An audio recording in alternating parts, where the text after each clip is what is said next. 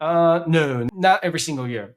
If you look at this is a really good question. Roth IRA contribution history, it doesn't always go up by 500 bucks every year. They do look at the inflation CPI report from, I believe it's like Q3 to Q4. Can't remember off the top of my head. When I started, I believe it was $4,500 when I started my fire journey. Good question, though, because I am dying to find out when they're going to raise this. We're going to find out what the new Roth IRA and 401k contribution limits are going to be around October and November. That's when we'll know. And they're going to use based on what happened in inflation.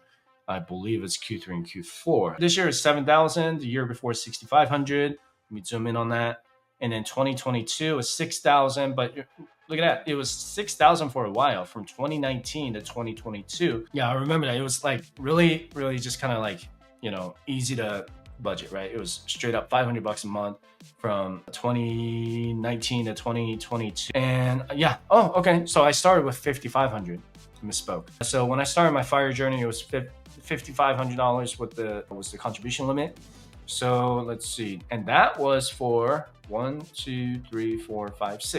years straight, $5,500 a year for the Roth IRA contribution limit. And if you look at 2008 to 2012, it was $5,000. And then 2005 and 2006 was $4,000. And then before, it was around 1999. Wow, 1999 was $2,000. So yeah, if you look at the catch-up contribution, it was 250 bucks. I am hoping that Congress will change this rule soon, because since 401k is still not available to every working American, and I think I did a video on that a while ago, but just based on this is way too small. And I'm really not happy with what Congress said when there was an argument about raising Roth IRA more, is they're afraid.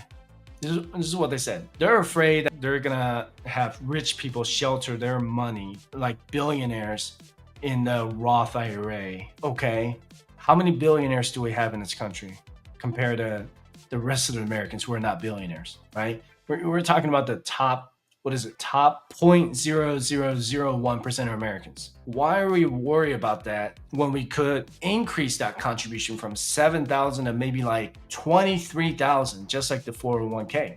And that's gonna allow Americans to, just hardworking Americans making $70,000 a year, or let's say $100,000 a year, and just put their money in the Roth IRA. By the way, I am so fired up to announce the launch of my private FIRE community for people just like you and me who are passionate about investing, saving, and achieving financial independence, and exploring different possibilities to retire early.